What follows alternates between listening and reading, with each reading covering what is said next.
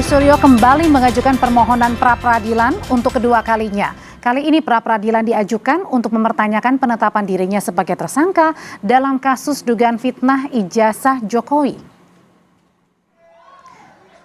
Langkah ini saudara diambil pihak Roy Suryo untuk membidik keabsahan status tersangka yang ditetapkan pada 7 November lalu. Pihak Roy juga menilai penerapan pasal 32 dan 35 Undang-Undang ITE oleh penyidik cacat substansi. Dakwaan dianggap sama sekali tidak berhubungan dengan tindakan yang dituduhkan. Pihak Roy juga menolak jika langkah hukum pra-peradilan diambil adalah hanya untuk mengulur waktu dalam proses hukum di pengadilan.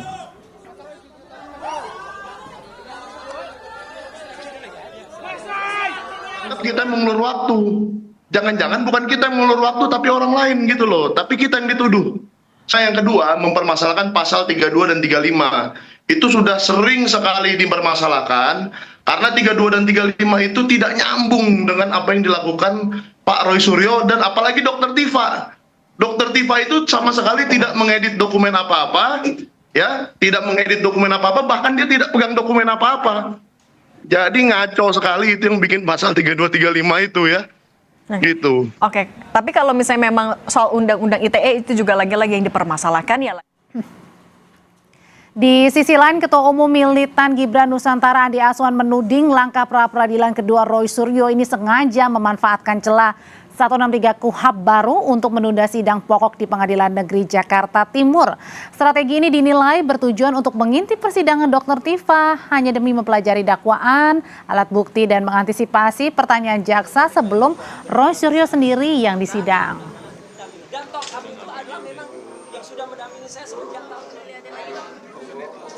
Itu diajukan yang namanya pra-peradilan, kemudian ditolak, jalan tol langsung masuk di pokok perkara. Berarti maksudnya takut? Ya takut lah, pertama saya katakan itu adalah takut ya, karena mereka mencari celah dengan KUHP baru. Strateginya begini ya, ketika Tifa tidak mengajukan yang namanya RJ, itu kan langsung ke pokok perkara. Sedangkan Roy Suryo mengajukan itu karena dia ingin mengintip apa sih yang akan dipertanyakan oleh JPU kepada terdakwa. Kemungkinan kalau itu tidak bisa dijawab oleh terdakwa ataupun dari penasihat hukum, ini akan dia tambal sulam. Sebelumnya, Roy Suryo kembali mendaftarkan gugatan pra-peradilan kedua di Pengadilan Negeri Jakarta Selatan soal penetapannya sebagai tersangka kasus fitnah ijazah Jokowi pada 7 November 2025. Roy Suryo mempertanyakan alasan pemakaian Undang-Undang Informasi dan Transaksi Elektronik atau Undang-Undang ITE oleh penyidik dan jaksa dalam perkara tersebut. Ibu Bapak Presiden tidak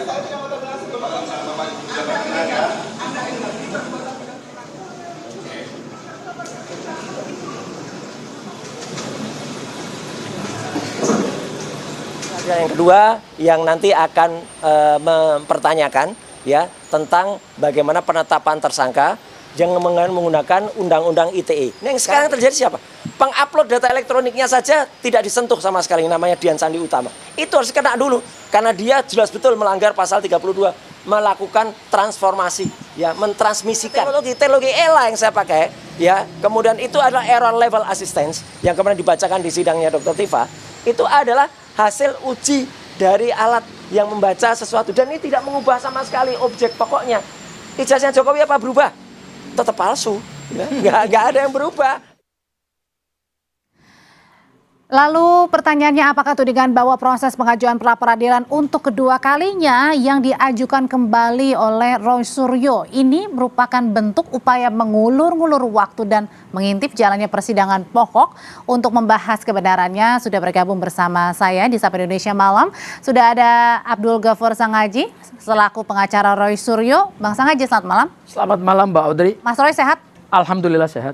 Dan ada juga Ade Darmawan selaku Wakil Ketua Umum Brigade Rakyat Nusantara. Mas Ade, selamat malam. Selamat malam Mbak Audrey. Oke, kalau sehat besok kan Mas Roy sudah akan menghadapi putusan pra-peradilan pertama ya Bang? Ya, betul. Putusan pra-peradilan pertama aja baru besok diumumkan. Ya. Pertanyaannya, kenapa terlalu terburu-buru ngajuin lagi pra-peradilan kedua? Berarti yakin dong besok pra-peradilannya bakal ditolak hakim? Kami yakin besok pra-peradilan kami diterima. Kalau diterima kenapa harus pengajuan kedua? Karena objeknya berbeda. Oke. Ya, jadi tidak ada nebis in idem ya. Karena objeknya berbeda, maka berdasarkan ketentuan hukum acara pidana yang terbaru, karena kita menggunakan kita sudah masuk dalam rezim KUHP yang baru. Dari ketentuan pasal 158 sampai pasal 164 KUHP yang baru, tidak ada pelarangan bagi seorang tersangka atau seseorang yang punya hak hukum untuk mengajukan pra-peradilan, apakah cuma sekali, 2 kali, atau 3 kali. Berkali-kali boleh, karena tidak ada larangan soal itu. Nah, masalahnya adalah kami mengajukan yang kedua kali ini karena objeknya berbeda. Kalau yang pertama, besok putusan Pengadilan Negeri Jakarta Selatan itu kami yakin berdasarkan fakta dalam persidangan, bahkan juga itu diakui oleh seorang ahli yang diajukan oleh termohon, yaitu dari Polda Metro Jaya, mengatakan bahwa perintah penangkapan, perintah penahanan, dan penggeledahan itu cacat formil. Ya, di situ kami yakin bahwa apa yang disampaikan oleh ahli dari Polda Metro Jaya sejalan dengan fakta-fakta kami. Sehingga kami yakin besok untuk upaya paksa berupa penangkapan, penahanan, penggeledahan, kami yakin itu akan dikabulkan. Sepanjang kita berpegang pada fakta persidangan. Itu satu hal. Yang kedua adalah kami mengajukan yang kedua, dan itu sudah terregister nomor perkaranya. Kemudian juga jadwalnya akan dilakukan pada tanggal 10 hari Jumat besok, ya minggu ini ya, mohon maaf. Dan objeknya berbeda. Yang kami uji itu adalah di yang baru, itu kami uji penetapan tersangka menggunakan Undang-Undang ITE. Ada 2 hal yang membuat kenapa kami menguji pasal ini. Bang, bentar. Jadi yang pertama itu pra-peradilannya yang besok akan diputuskan itu adalah soal penangkapannya. Yang kedua di tanggal 10 Jumat besok adalah soal penetapan tersangkanya. Kalau gitu sekarang saya ubah pertanyaannya. Kalau sudah ditetapkan tersangka sejak tahun lalu, akhir tahun, November, kenapa baru sekarang ngajuin pra-peradilan untuk penetapan tersangka Undang-Undang ITE? Oh ya, ini menariknya begini. Karena undang-undang itu tidak melarang ada rentan waktu, meskipun berkas perkara sudah diterima oleh penuntut umum dan penuntut umum sudah melimpahkan ke pengadilan, maka oleh Kitab Undang-Undang Hukum Acara Pidana yang baru dibolehkan. Jadi ini bukan soal kenapa tidak diajukan pada saat berkas perkaranya masih ditangkap penyidikan, artinya masih ditahan penyidik, enggak. Kami melihat bahwa tentu pada kebutuhan hukum ya, dan pada suatu hal pertimbangan yuridis yang kami pertimbangkan juga gitu. Yaitu apa? Yaitu kami mengajukan di saat yang tepat. Jadi kami menganggap bahwa inilah waktu yang tepat. Inilah waktu yang tepat, Mas Ade. Kalau yang dilihat di kilik-kilik gitu, kalau kenapa sih baru sekarang? Ya, jadi kalau untuk tetap tersangka, saya rasa 6 bulan kemarin dong. Harusnya. Jadi gini, kalau saya melihat ini strategi prosedural yang berupaya untuk mengintip, menghambat. Strateginya prosedural. Tetapi hanya ingin menghambat, mengintip persidangan. Artinya memperpanjang waktu buying time. Nah, kita melihat bahwa memang tidak dilarang. Tetapi secara analogi, logika hukum, menurut beberapa, ya kita bisa lihatlah, termasuk saya pribadi, ini kurang relevan. Kenapa tidak relevan? Untuk yang kedua. Kenapa? Karena yang kedua ini biasanya kita lakukan pada saat tetap tersangka. 1 minggu setelah tetap tersangka atau 2 minggu tetap tersangka, baru kita mengajukan itu. Tapi tadi alasannya karena inilah waktu yang tepat, Mas. Ya, waktu yang tepat itu kan menurut teman-teman advokat, pembela Mas Roy. Tapi masyarakat Indonesia ini nggak buta. Mereka ini sadar hukum. Mereka tahu di mana saat yang tepat. Tidak ada seorang tersangka yang kemudian sudah sampai beberapa bulan, kemudian mengajukan prapit untuk tetap tersangkanya. Dan perlu diingat. Jadi maksudnya kelamaan? Iya kan, kalau mau 6 bulan kemarin dong, tetap tersangkanya. Terus yang kedua gini, ya, yang ketiga gini, bahwa kemudian ini sudah beralih. Sudah ada nomor perkaranya. Sebenarnya sudah beralih. Status Mas Roy saat ini sebenarnya sudah terdakwa. Kenapa saya bilang begitu? Karena ini sudah bernomor. Jadi sudah terlambat katanya Bang Sangaji kalau penetapan tersangka. Nggak relevan. Iya, justru saya lihat ini argumentum a contrario. Justru dari awal mereka ini kan sering menantang kami.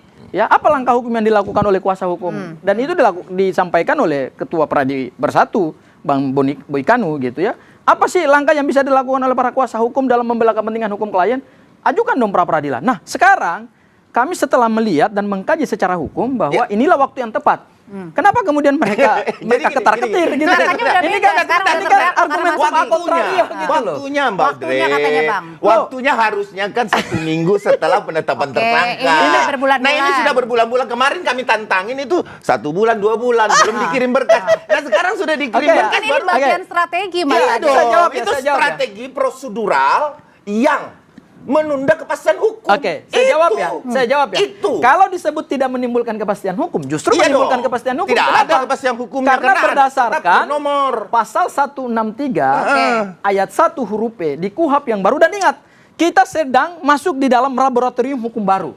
Ya, dan ini kan teman-teman kurang update ini. Iya, Pak. Ya kan? Kurang update. Kurang Oke, update oke. kenapa? Justru, Karena kita hal masuk ini dalam rezim KUHP yang sangat baru, tidak ada analogi ketentuan. menurut saya. Analogi Ya, hukumnya gimana? Ini kan menurut Analogi pendapat hukumnya mereka. gimana? Masa? Tapi pendapat hukum kan, tapi Iya, kaidah hukumnya ini kan berbeda. saya gitu. berpendapat Oke. bahwa secara logis kalau kita betul-betul mau kepastian hukum, di kepastian hukumnya di depan Oke, mata loh. saya kasih Jangan tahu di kepastian sidang. hukumnya. Tapi Bang kalau Andri, posisi saya- pra-peradilan juga tidak dilarang berapa kali? Tidak dilarang. Saya kasih tahu Itulah yang kepastian saya katakan hukumnya. bahwa ini prosedural pilihan strategi prosedural yang menunda kepastian Oke, hukum. saya Itu kasih jelas. kepastian hukumnya. Kepastian hukumnya adalah berdasarkan kaidah hukum itu sendiri.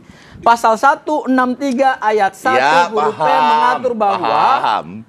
pokok perkara belum bisa diperiksa oleh Iya. pengadilan yang punya kewenangan memeriksa dan memutus perkara tersebut sepanjang tersangka masih menggunakan hak hukumnya untuk Oke. mengajukan Betul. pra-peradilan. Nah, Tapi, inilah Bang. yang tidak dihargai oleh kawan-kawan. Oh, tidak. Jadi Kami bukan tidak menghargai. tidak sedang Tetapi menghambat ini- proses. Oke, tapi apa- Tetapi ini Bang, konsekuensi Bang. logis dari aturan yang dibuat oleh negara, dan inilah yang kita sebut sebagai reformasi hukum pidana Tapi nasional ada terbaru. anggapan juga jangan-jangan ya itu tadi hanya karena mengulur-ulur waktu, Ya, jangan-jangan untuk Mas Roy ngintip. yang tadinya menantang Untuk Pak ngintip. Jokowi, jadi sebaliknya jadi Ada satu takut. hal lagi. Gini, inilah konsekuensi logis. Jadi ketika seorang tersangka menggunakan hak hukumnya yang diberikan oleh undang-undang, kemudian ada penundaan pemeriksaan pokok perkara, yaitu konsekuensi Jadi logis menggunakan dari- haknya bukan karena takut. Bukan, kami sedang menggunakan kaidah dan hak itu sudah Oke. dimiliki negara. Karena gini, Nah. di dalam KUHP yang baru, di Jangan-jangan barang penjelasannya- buktinya ini belum kekumpul semua nih. Sebentar, nanti saya jelaskan. Di dalam KUHP yang baru dijelaskan bahwa selain hak tersangka diperkuat, ingat, hukum acara pidana yang baru Dan ini ingat, justru Baudre, memperkuat lembaga pra-peradilan. ya, Karena perlu kita lembaga ingat nih. pra-peradilan yang Sebentar. itu biasanya Oke. jaksa Oke lah. melakukan manuver dan atraksi atau Oke melakukan lah. strategi Oke, dengan coba dia kita dengarkan dulu. mengirimkan berkas perkara ke pengadilan, sehingga pada saat tersangka mengajukan pra-peradilan itu otomatis Oke gugur. lah. Nah, di KUHP yang baru ini alhamdulillahnya negara telah menghapus Kita anggap ketentuan bahwa itu. Oke, gimana, Mas? Bang Sangaji mengatakan prosedural dan lain sebagainya. Oke lah, ya. Karena memang ini prosedural, Bang. Oke, kita prosedural dengerin yang dulu. menghambat. Itu prinsipnya. Terus Oke. kemudian Ya, kita teman-teman lihat, aja merasa menghambat, terhambat gitu ya, loh. satu hal bahwa penetapan tersangka itu disepakati oleh jaksa. Ya, Oke. untuk penetapan tersangka nih ya, oke. disepakati nih bahwa setelah P21 kan dilimpahkan ke pengadilan. Sekarang berkas sudah di pengadilan nih. dan sekarang diajukan pra-peradilan. Iya, terus diajukan pra-peradilan. Sangat kecil kemungkinannya, sepengalaman saya ya di dalam beracara itu sangat kecil kemungkinan bisa menang. Jadi artinya mau peradilan satu, pra-peradilan Iya. kedua dan lain Iya, sebagainya sampai sangat berpuluh-puluh sia-sia. kali Anda yakin bahwa pra-peradilan Mas Roy Iya, bakal sangat- ditolak demi apapun. Iya. Usai jeda ya Mas Ade ya, nanti Iya, jawab ya. Tetap baik. bersama kami Bang Sangaji.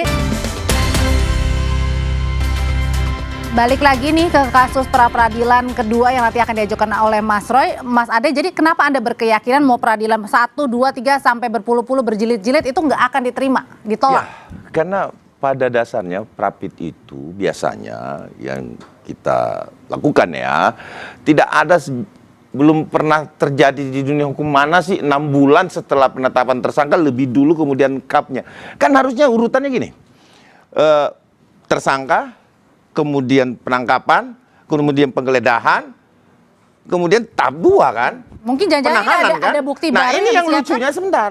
Ini yang lucunya di tahap tersangkanya dipersoalkan di belakang. Kan nggak masuk logika nih. Masyarakat Indonesia ini kita perlu memberikan pendidikan hukum. Terlepas prosedural yang menghambat kepastian hukum. Ini sudah pasti seperti itu. Tidak bisa lagi kita tolerir itu. Oke. Pemikiran-pemikiran kita kan harusnya dia matching dengan apa kenyataan yang ada. Dan ingat, harusnya Roy Suryo ya itu bergulat di eksepsi yang akan terjadi nanti. Sama Oke. saja kok. Prapit ataupun eksepsi nanti sama kok pembelaannya. Mau keberatan juga di eksepsinya Oke, bisa. tapi sebenarnya di pra-peradilan Kenapa kedua, tidak? meskipun berbeda objek, ada sesuatu yang baru nggak yang Ya, dibawa? yang pertama objektum litisnya beda. Yang kedua, tahapan yang tadi disampaikan oleh rekan saya Bang Iya dong. Darmawan itu adalah KUHP lama. Bukan. Mereka tidak menggunakan pahamin KUHP dulu. baru. Gini, Ya, Bang. jadi Bang di Bubur. dalam KUHP baru, tahapannya itu tahapannya udah beda. Di KUHP yang baru itu langsung penangkapan meskipun dulu. perkara sudah di P21-kan dan Bukan. jangankan di P21-kan, Bukan. dikirim berkas perkaranya ke pengadilan Begini, negeri Bang dan Gopur. sudah keluar registrasi perkara Bang pidananya, Gopur. tidak ditutup dong. pintu untuk melakukan pra peradilan. Oke. Beda dengan Kan KUHP yang tidak- lama. Tapi kenapa tadi KUHP yang ditanyain lama, kenapa Saya jelasin dulu. kalau Jangan KUHP yang sampai salah lama, kaprah. maka pra Kalau- peradilan tidak bisa lagi diajukan Ini KUHP. karena perkara Dia bicara sudah diregistrasi. KUHP. Kita Loh, bicara tahapan mulai dari nih Oke. penyelidikan, Kita- penyidikan, kemudian penetapan tersangka, Oke. kemudian penahanan, kemudian penggeledahan dan lain-lain seterusnya. Kita Nah, menegakkan ini yang hukum lucunya, pidana itu ya, berdasarkan yang lucunya. KUHP, Iya. bukan berdasarkan Betul. opini kita, Bukan apalagi opini. kemauan Ini tahapan di KUHP juga ada. Lo tahapan di dalam lidik, sidik, tahapan di BAP, dalam KUHP kemudian baru itu tersangka. sudah Gimana clear, sih? sudah jelas. Nah, yang Oke, lucu, Bang. yang Gini, bentar. Saya Kalau langkah hukum kami ini atau Ya, strategi langkah lucu. hukum kami Enggak, ini aneh. tidak Oke. sesuai dengan KUHP. Bang. Aneh. Tidak mungkin Pengadilan Negeri Jakarta Timur mau menunda pemeriksaan pokok perkara. Itu Karena KUHP, ini sudah perintah. KUHP baru, Gimana sih? maka kemudian pokok Nggak- perkara nggak ditangguhkan bisa. sampai kemudian semua rangkaian proses atau strategi kami untuk menghadapi proses Nggak, pra-peradilan ini nggak. selesai. Oke, Nggak, tapi kenapa pemahamannya sangat dangkal. perlu capek-capek ikutin Ini pra baru. peradilan? Kenapa nggak langsung aja masuk di sidang? Oh iya, Yaudah, menarik. kita fight di Oke, sidang. pemahamannya dangkal. Sebentar, Anda dangkal. Kenapa saya bilang? Masa ada Ini orang Bang Ade. ditersangkakan dulu, Ini Bang kemudian Ade. ditangkap? Kan nggak begitu. Ini Bang Ade Kenapa nggak update KUHP Anda yang baru. penggeledahan? Ini Kenapa penggeledahan lebih dulu Anda persoalkan dan penangkapan? Ini Padahal nggak, karena sebelum itu mungkin- harusnya ada tetap tersangka. mungkin tidak Begitu Ini dulu Bang dong. Ade Kan tidak begitu. update KUHP yang baru. Loh. Ya kan? Bukan, KUHP yang baru itu bukan. coba dibaca dari ketentuan Nah, ini pasal nggak cocok. 158 Nggak cocok. sampai pasal 164. Oke, Ya, Mas. jadi lembaga pra-peradilan itu dalam KUHP yang baru sudah diperkuat. Oke. Beda dengan KUHP yang lama. Kalau KUHP yang lama tahapannya bisa seperti Oke. ini. Begitu perkara dinyatakan P21 dan diregistrasi ke Betul. pengadilan negeri, Batal. maka pintu untuk permohonan pra-peradilan Batal. tertutup. Oke. Betul. Di KUHP yang baru tidak. Betul. Di KUHP yang baru proses itu dibuka. Oke, Saya Mas, jelasin lebih bentar. detail. Karena Sebentar, ada sebentar dulu. penguatan hak-hak tersangka. Kalau gitu Mas Ade, apa Gitu. kalau gitu Anda melihat jangan-jangan Mas Roy sebenarnya di luar dugaan lah ketika ada terjadi penangkapan, oke penetapan tersangka oke, tapi kemudian di luar dugaan ada terjadi penahanan dan lain sebagainya sehingga akhirnya membuat sesuatu yang buru-buru dan akhirnya mengajukan pra peradilan. Anda Ya, melihat? saya rasa ini adalah upaya, sekali lagi, upaya hanya ingin mengintip persoalan yang ada di Mbak Tifa. Karena sidangnya sudah berjalan. Dia cuma mau ngintip nih. Kemudian strategi-strategi. Tapi kan udah yakin punya bukti ngeluarin Oke, buku. inilah yang saya bilang, prosedur yang menghambat kepastian hukum. Terus yang pertama gini, kalau beliau berbicara KUHP yang baru, oke, kita tidak bantah bahwa kemudian memang secara prosedural dia bisa melakukan prapit lebih dari satu kali karena tidak diatur. Tetapi yang kita mau sampaikan adalah sebelum penggeledahan dan penangkapan itu status tersangka dulu. Dijadikan tersangka dulu Oke, Roy jadi dan kembali Tifa. kenapa Sebentar. sekarang? Ya, biar tahapannya biar beliau tidak membantah saya lagi nih. Ya kan bahwa ini tidak prosedural. Nanti bisa saya bantah lagi. Kenapa saya bilang begitu? Karena tahapnya ditersangkakan dulu, Oke. kemudian setelah tersangka kan ada penangkapan. Kemudian ada penangkapan, ada penggeledahan. Tahapannya kan begitu di penyidikan. Oke. Itu KUHP. Sebentar, Saya itu jawab KUHP. ya. Oke, Oke, itu udah ya, nah, udah ya. gimana, Iya Bang? kan? Hukum acara pidana Itu tidak mengatur. hukum acara. Coba baca ketentuan pasal Tidak bisa 158 dong KUHP yang penyidikan, baru penetapan tersangka jelas. bahwa kewenangan lembaga pra-peradilan itu menguji sah tidaknya Biar- upaya paksa, penangkapan, penahanan, Iya, penggeledahan, nyambung penetapan tersangka. dulu kita dong, nyambung Mana dulu Bang. aja yang mau diajukan Mas, terserah, itu nyambung hak dulu, bebas. Bung, kita nyambung Itu dulu. hak bebas. Iya, Ya, kita nyambung oke. dulu. Kenapa KUHP. nggak dari awal? 6 bulan yang lalu Nah, saya tantangin Oke, loh. kalau gitu Saya tantangin pertanyaan loh. Bang Sanggaji sampai kapan mau pra peradilan? Saya tantangin, jawab Bang. mereka ya. Iya. Mereka ternyata tidak menyangka bahwa kami akan melakukan strategi melakukan Oh, justru dari pra-peradilan. pihak sebelah yang tidak siap karena Nah, akan ini mengajukan lah- pra peradilan. Mereka inilah yang tidak upaya-upaya siap. yang saya Strategi anggap. kami ini adalah bikin Inilah mereka upaya-upaya ketar-ketir. menghambat proses kami hukum, dianggap kepastian hukum menghambat itu. Proses hukum. Sudah jelas. Tetapi hukum memberikan kami ruang Jangan- itu. jangan. Jadi itu adalah hak bagi Jadi, seorang tersangka jangan-jangan. ya? Itu hak Jangan-jangan. mutlak.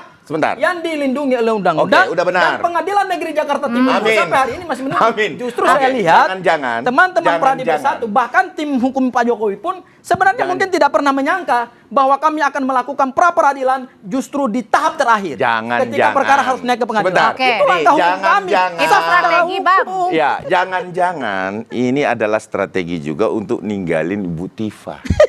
Kenapa saya Orang bilang masih begitu? solid katanya kok. Ya, belum tentu. Perkara Bu misalkan Tifa dan perkara Ibu Mas Tifa Roy nanti itu udah bisa split saja. berkas.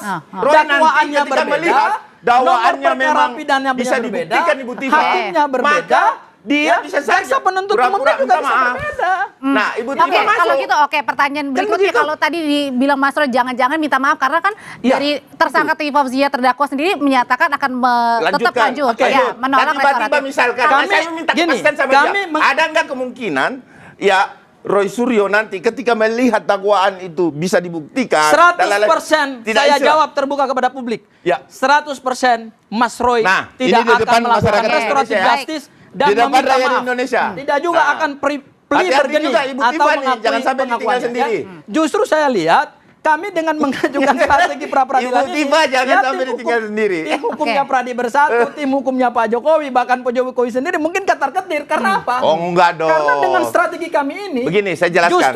justru akan semakin menarik pertandingan Ya. ini gitu loh. Oke. Sebentar, saya Artinya jelaskan. sidangnya Oke. Bu Saya Tifa jelaskan. tetap jalan, Oke. Ya. tetapi kami juga punya strategi lain. Tidak ada Dan itu sah dakwaan. secara hukum. Sebentar. Dan itu dibolehkan secara hukum. Oke. Dan Wait, itu sebentar. harusnya dihormati oleh semua. semua Nah, menghormati. harusnya Bahkan dihormati pengadilan Mas Ade. negeri Jakarta Jangan Timur pun disanggah. menghormati itu. Ya. Harusnya teman-teman Pradi Bersatu sebagai organisasi advokat Ya, juga kita menghormati menghargai. langkah-langkah Kita hukum yang menghormati. kami sebagai advokat melakukan itu gitu loh. Ya, kita menghormati. Nah, Cuman alhamdulillah ada kami sudah satu. menghormati. Kita menghormati Nah, hal-hal kalau seperti menghormati itu. konsisten Dan gitu itu loh. perlu Ya. kita sebentar, saya pengen menjelaskan satu hal, bahwa dakwaan itu tidak bisa keluar daripada konteks pembuktian.